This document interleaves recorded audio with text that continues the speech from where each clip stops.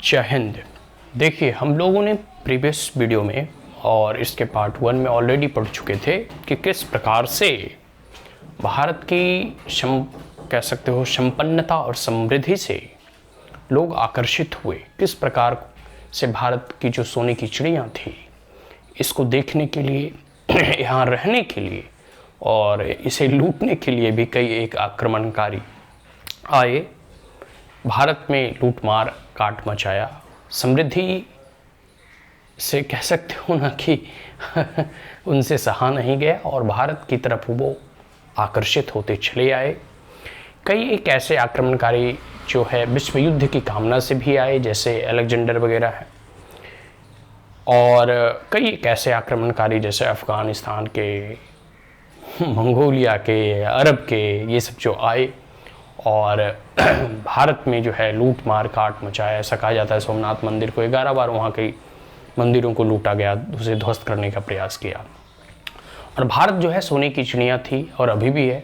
ऐसा कहा जाता है कि जब अन्य यूरोपियन और वेस्टर्न कंट्री में जो है मंदी का दौर आया तो लोग जो है व्यथित हो गए, व्याकुल हो गए कि अब स्थिति, आर्थिक स्थिति एकदम चरमरा गई। लेकिन भारत में ऐसी कोई भी स्थिति नहीं आई, क्योंकि आज भी भारत की यह परंपरा रही है। आप गरीब से गरीब के भी घर में चले जाओ, 2-3 तोला सोना उसके यहाँ ज़रूर होता है। और वो एक बैंक का काम करता है कि आपकी जैसी इकोनॉमिक स्थिति चरमराती है तो आप तुरंत उसे गिरवी रख देते हैं, पैसा मिल जाता है, फिर आपके पास जब दोबारा पैसा होता है तो उसी सोने को आप छुड़ा लेते हैं। तो जो घर में एक प्रकार से चलता फिरता बैंक है वो सोना है, ज्वेलरी है।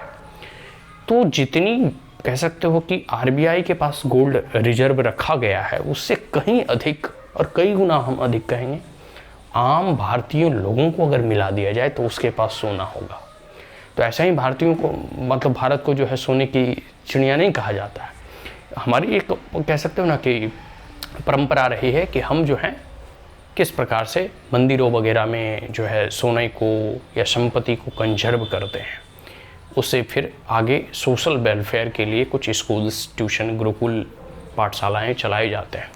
तो ये सब जो है भारत की परंपरा रही है। और इसको देखकर जितने भी अरब के विदेशी आक्रमणकारी हैं, लंगे भिखमंगे टाइप के कह सकते हो ना कि भारत की समृद्धि से वो इतने जले और इस प्रकार से आकर्षित हुए। तो कई लोगों ने तो भारत में आया, लूट मार मचाया और फिर जो है धन संपदा लूट कर अपने देश चले गए। जैसे आप ब्रिटेन के या ब्रिटिश म्यूजियम में अगर जाकर देखोगे तो कितनी आर्ट एंड आर्किटेक्चर आर्टिफैक्ट्स आपको जो है वो भारत के वहाँ मिलेंगे। वहाँ के जो महाराजा और महारानी जो मुकुट पहनते हैं, कोहिनूर की हीरा, वो भी भारत से ही ले जाया गया है।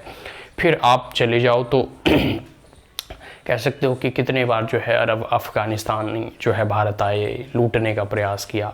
तो कई लोग जो है आए, लूटे और चले गए। लेकिन कई लोग जो है आया, भारत में ही जो है अपने शासन व्यवस्था चलाया और भारत में ही बस गए। अब हम यहाँ बात करते हैं खास करके यूरोपियन की, एडवेंट ऑफ द यूरोपियंस। ठीक है, मतलब जो है कई एक ऐसे, जैसे देखो यूरोप हमसे बहुत दूर है, कोई हमारी लैंड बाउंड्री उनसे कनेक्शन है नहीं। तो वो यूरोप के जब लोग जो है नौका विहार करने लगे या फिर कह सकते हो कि बड़े बड़े नावों का इन्वेंशन होना प्रारंभ हुआ, जब लोग जो है एक दूसरे देश में से कह सकते हो कि नाव के माध्यम से समुद्र के रास्ते भ्रमण हेतु जो है निकले, उस परिस्थिति में नए नए लैंड का, नए नए कह सकते हो देशों का जो है खोज प्रारंभ हो गया। ठीक है, तो उस स्थिति में जो है अब नई नई जगह व्यापार करने की जो है एक द्वार, ओपन विंडो कह सकते हो कि वो खुला। और उसी का नतीजा भारत भी रहा कि किस प्रकार से वास्को डी गामा आते हैं, वो भारत की समृद्धि के बारे में फिर यूरोप में जाकर बताते हैं और अपने साथ बहुत सारे 2-3 नाव जो है सोने चांदी भर कर भी ले जाते हैं। तो इस प्रकार से जो है आप देख सकते हो कि भारत में समृद्धि कितनी थी। तो ये खबर जब फैलता है विदेशों में और ख़ास करके यूरोपियन नेशंस में, तो लोग भारत की तरफ अट्रैक्ट होते हैं। ठीक है, और भारत आते हैं, भारत से व्यापार करने के उद्देश्य से आते हैं। यूरोपियंस जो है भारत को कभी भी अपना माना ही नहीं। ठीक है, उनका बस एक ही मकसद था, एक ही मोटो था, वो था प्रॉफिट, अधिक से अधिक प्रॉफिट। फिर जो इंग्लैंड में या फिर ब्रिटेन में या यूरोप में इंडस्ट्रियल रिवोल्यूशन हुआ तो ठीक धीरे धीरे भारत में डी इंडस्ट्रियलाइजेशन भी प्रारंभ होता है। वही आप देखते हैं यहाँ पे कि 17वीं सेंचुरी के बाद लगभग 17वीं शताब्दी के बाद, ठीक है, यूरोपियन फर्स्ट टाइम जो यूरोप के निवासी थे या फिर यूरोपियन नेशन थे, वो पहली बार जो है begin taking interest in India, भारत की तरफ वो आकर्षित हो रहे थे और भारत में इंटरेस्ट ले रहे थे। उनकी दिलचस्पी भारत को जानने की, भारत से व्यापार करने की और भारत की तरफ जो है अधिक थी, ठीक है।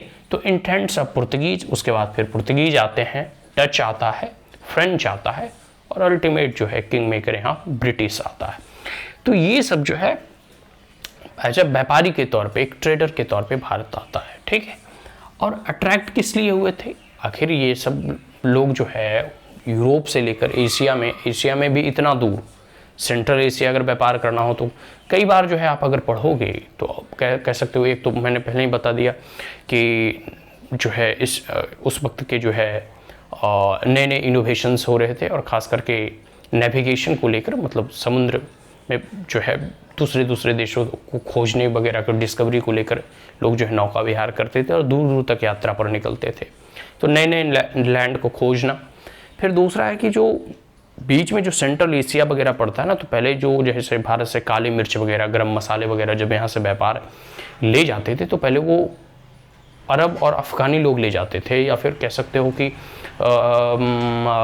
सेंट्रल एशियन के कंट्री वाले देश के लोग ले जाते थे और वहाँ से फिर यूरोपियन देशों को बेचते थे। वो खूब प्रॉफिट कमाते थे।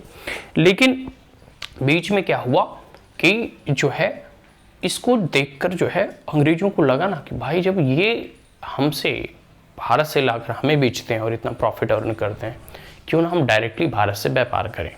तो लैंड रूट के माध्यम से आ नहीं सकते, क्योंकि अगर उधर से वो आएंगे तो उन्हें पूरा जो है टैक्स वगैरह देना पड़ेगा सेंट्रल एशियन नेशन को या फिर उस वक्त के जितने भी राजतंत्र थे। तो उन्होंने जो है समुद्र के माध्यम से या फिर समुद्र के रास्ते से जो है उन्होंने भारत को खोजना प्रारंभ किया। फिर देखोगे तो ठीक है, कई एक ऐसे जो है ट्रैवलर वगैरह जब आते हैं तो वो अपनी जीवनी वृत्तांत को लिखते हैं, ठीक है। कई एक जो है आप देखोगे तो शासन व्यवस्था में डिफरेंट जैसे इब्न बटुता वगैरह हो गए और बहुत सारे ऐसे ट्रैवलर वगैरह आते हैं, तो वो जब भारत की वृत्तांत को अपने देशों में जाकर उसका वर्णन करते हैं, उसे बताते हैं, तो वो भारत के गुणों की, क्वालिटीज़ के, उसकी महिमा का, भारत की समृद्धि, शक्तिशाली या संपन्नता के बारे में यूरोपियन को बताते हैं और इससे जो है यूरोपियन फिर भारत की तरफ आकर्षित होता है, ठीक है। तो सबसे पहला stories of India fabulous wealth and affluence, Bharat की समृद्धि और संपन्नता के बारे में जो कहानियाँ यूरोप में फैली और यही सब कहानियों की वजह से जो है यूरोपियन जो है भारत की तरफ आकर्षित होते हैं।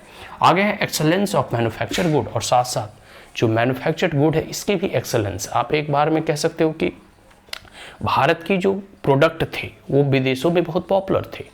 अब विदेशों में बहुत पॉपुलर थे तो स्वाभाविक सी बात है कि अगर कोई व्यापारी यहाँ से वो गुड्स परचेज करके यूरोपियन नेशन में अगर उसे बेचता तो वो अधिक प्रॉफिट कमाता।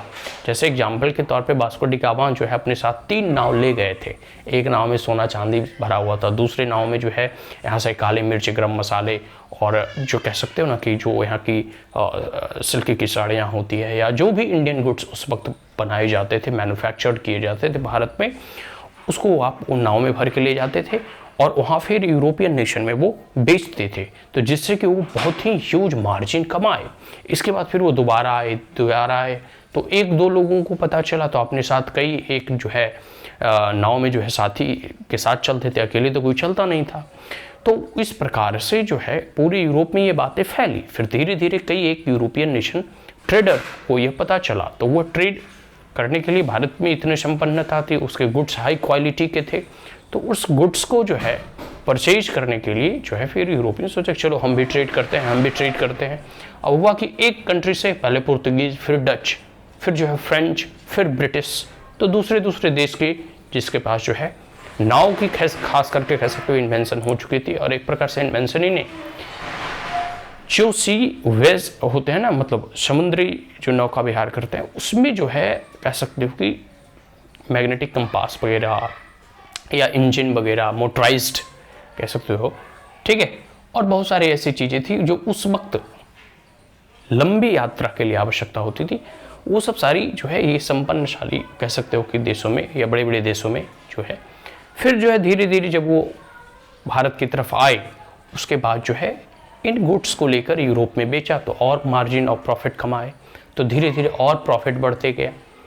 फिर तो आप समझ सकते हो कि वो इंटरनल पॉलिटिक्स में इंटरफेयर करना प्रारंभ किया और फिर भारत में को कोलोनाइज्ड धीरे धीरे करने प्रारंभ किया। और होने लगा ये कि अब जो है भारत में गुड्स ना बना करके वो यूरोप में ही बनाते थे और अल्टीमेट फाइनल फिनिश्ड प्रोडक्ट वो दोबारा भारत को बेचते थे, जिससे कि भारत की पूरी इंडस्ट्री चौपट हो गई और कभी सोने की चिड़िया कही जाने वाली देश कई वर्षों तक गुलामी की जंजीरों में जकड़ा रहा। तो Europe is a big market for it. और क्योंकि भारत के प्रोडक्ट का यूरोप में अच्छी डिमांड थी, अच्छी मांग थी, इसलिए जो है यूरोपियन यहाँ आए, क्योंकि वो यहाँ से ले जाते गुड्स और अपने देश में बेचते, जिससे कि उनको अधिक प्रॉफिट होता और यूरोप अपने आप में एक पॉपुलेटेड और कह सकते हो कि अधिक जो है वहाँ जनसंख्या है और उसकी डिमांड सबसे बड़ी बात है कि अधिक है यूरोप में इंडियन गुड्स का। तो देखो एक फ्रेंच ट्रैवलर हुए वर्नियर, ठीक है, फ्रांस देश के नागरिक थे वर्नियर। इन्होंने कहा है कि India those day deep sink, ठीक है, in which gold and silver from all over the world came. देखो उस वक्त का वर्णन करते हैं भारत की 17वीं और 18वीं शताब्दी में जो है वर्नियर वर्णन करते हैं भारत के बारे में, भारत की संपन्नता और समृद्धि के बारे में इनका जो है वर्णन देखिए कि उन दिनों भारत जो है सोने में और चांदियों में डूबा हुआ था, ठीक है। India those day deep sink in which gold and silver, मतलब सोने और चांदियों में डूबा हुआ था, वैसा सोना चांदी जो कि पूरी दुनिया से भारत को आता था। भारत को सोने चांदी कहाँ से मिलता था? जब हम कोई फिनिश्ड प्रोडक्ट यहाँ से बेचेंगे तो पहले तो पैसा और मुद्रा कम करेंसी होता था, डॉलर कम होता था, तो क्या देते थे वो लोग? बदले में सोने चांदी हीरे जवाहरात देते थे, ठीक है। तो जो पूरी दुनिया से सोना चांदी आता था उससे भारत जो है डूबा हुआ था। सोचो, यह वर्नियर बता रहे हैं, फ्रेंच के एक जो कह सकते हो कि ये ट्रैवलर थे, यात्री थे, जो भारत की संपन्नता के बारे में वर्णन करते हैं। आगे है कि गेट एक्यूमुलेटेड, और भारत में सोना चांदी आकर वो भारत में ही रह जाता था। भारत जो है कभी कह सकते हो ना कि भारत से, अगर भारत जैसे आप देखोगे ट्रेड में, इकोनॉमिक्स में एक मतलब एक फॉर्मूला होता है कि या तो निगेटिव जो है ट्रेड होता है या पॉजिटिव ट्रेड होता है। अब ट्रेड बैलेंस की बात करो तो चाइना से भी हमारा ट्रेड बैलेंस नेगेटिव है। हम अधिक चीज इंपोर्ट करते हैं तो हमारा पैसा अधिक वहाँ चाइना में जाता है। अगर हम अधिक जो है एक्सपोर्ट करेंगे तो अधिक पैसा भारत को मिलेगा, ठीक है। जब कोई चीज़ को आप बेचते हो तो उसके बदले में आपको पैसा मिलता है, और कोई चीज़ को जब आप खरीदते हो तो बदले में आपको पैसा देना पड़ता है। तो यही चीज़ है कि इंडिया दोज डे सोने और चांदियों में भारत डूबा हुआ था, जो पूरी दुनिया से भारत को सोने चांदी मिलते थे, but from which there was no outlet, लेकिन भारत से कोई आउटलेट नहीं था। मतलब भारत उतना इंपोर्ट नहीं करता था, क्योंकि भारत में ही सब चीज़ हो जाता था, चाहे खाद्यान्न हो, मैन्युफैक्चर्ड गुड्स हो, या जो भी सारी चीज़ें थी। भारत ऑलरेडी समृद्धशाली संपन्नशाली देश था, भारत में किसी भी चीज़ की कमी नहीं थी, न खाद्य, न अन्न, न धन की। तो भारत किसी भी चीज़ को इंपोर्ट नहीं करता था, लेकिन एक्सपोर्ट करता था, तो उसे सोने चांदी आते थे, और भारत इससे डूबा हुआ था, मतलब सोने चांदियों से घिरा हुआ था। तभी भारत को सोने की चिड़िया कहा जाता है। तो अब यूरोपियंस नेशन का आगमन होता है। इसके बाद हम आगे की इतिहास पढ़ेंगे। Thank you.